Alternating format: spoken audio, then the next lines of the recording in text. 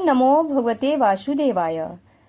जय श्री हरि विष्णु। सभी भक्तजनों को मेरी ओर से वंदना और प्रणाम। भाइयों और बहनों, आज हम बात करेंगे आजा एकादशी व्रत 2025 की, जो न केवल पापों का नाश करने वाला है बल्कि मोक्ष का द्वार खोलने वाला व्रत माना जाता है। शास्त्रों में कहा गया है कि आजा एकादशी का व्रत करने से सहस्त्र अश्वमेध यज्ञ का पुण्य फल प्राप्त होता है।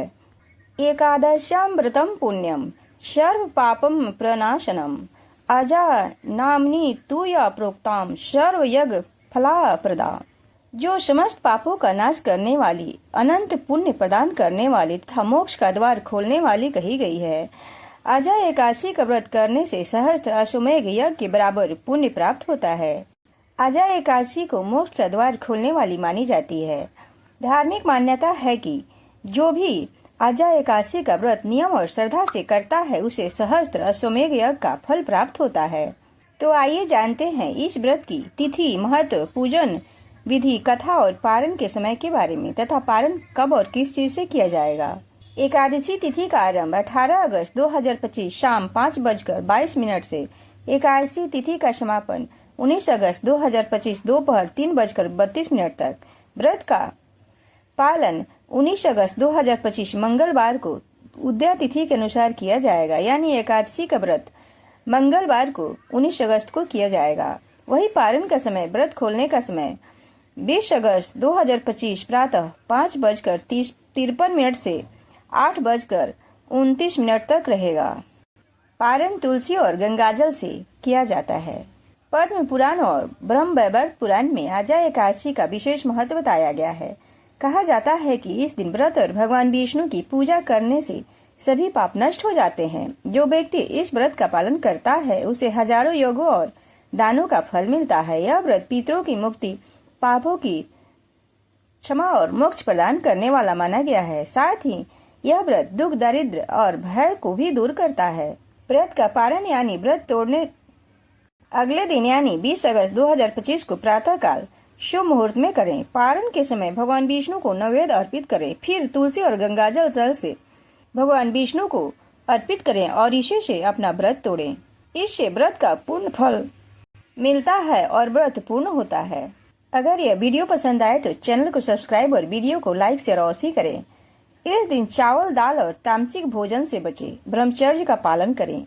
दिन भर भगवान विष्णु का स्मरण कर भजन और कीर्तन करें। जरूरतमंदों को दान देना और गरीबों की सेवा करना इस व्रत का विशेष फलदायी अंग है।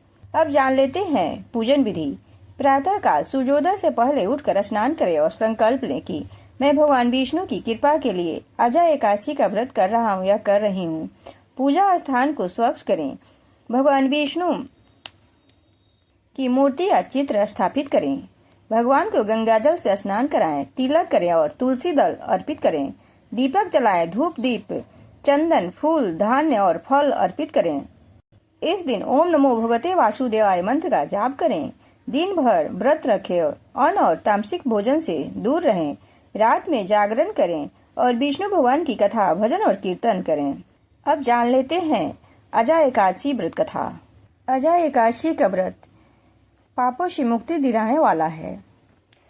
पद्म पुराण में वर्णित एकादशी कथा के अनुसार अजा एकादशी व्रत में इस कथा का पाठ करने से व्यक्ति को अश्वमेध यज्ञ का फल प्राप्त होता है। आजा एकादशी का व्रत रखने वालों को इस कथा का पाठ जरूर करना चाहिए, तभी व्रत का संपूर्ण फल प्राप्त होता है। युधिष्ठिर कहने लगे, जनार्दन, अब मैं यह कथा सुनना चाहता हूँ कि भाद्रपद मास के कृष्ण पक्ष की कौन सी एकादशी होती है, कृपा करके बताइए।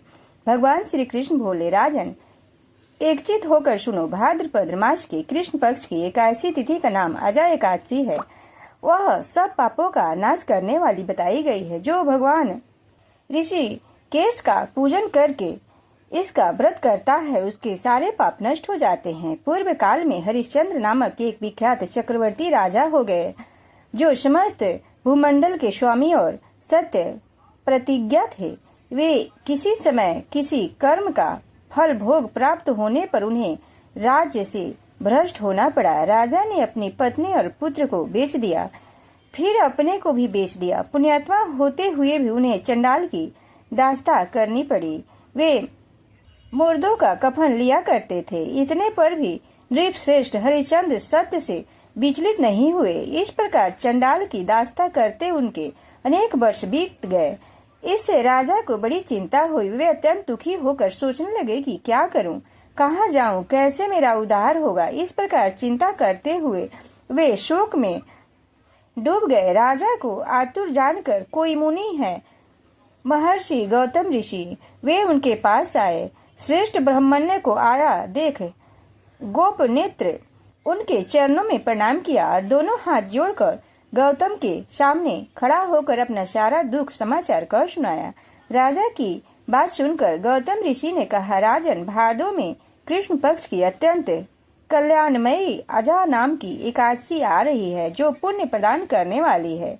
इसका व्रत करो, इससे पाप का अंत होगा। तुम्हारे भाग्य से आज के 7वें दिन एकादशी के व्रत है। उस दिन उपवास करके रात में जागरण करना।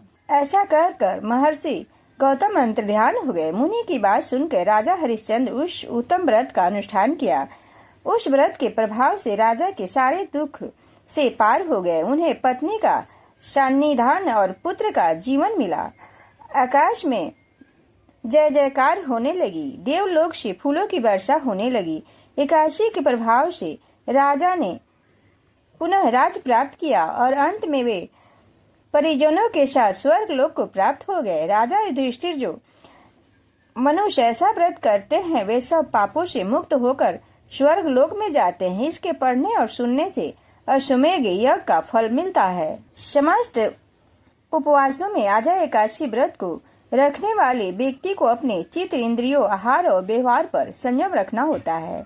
आजा एकादशी व्रत का उपवास व्यक्ति को अर्थ काम से ऊपर उठकर मोक्ष और धर्म के मार्ग पर चलने की प्रेरणा देता है। यह व्रत प्राचीन समय में यथावत चला आ रहा है। इस व्रत का आधार पौराणिक, वैज्ञानिक और संतुलन जीवन है। इस उपवास के विषय में यह मान्यता है कि इस उपवास के फलस्वरूप मिलने वाले फल अश्वमेध यज्ञ, कठिन तपस्या, तीर्थों में स्नान, दान आदि से मिलने वाले फलों से भी अधिक होते हैं। यह उपवास मन निर्मल करता है, हृदय शुद्ध करता है तथा सद्मार्ग की ओर प्रेरित करता है। बोलिए श्री विष्णु भगवान की जय। एकादशी माता की जय।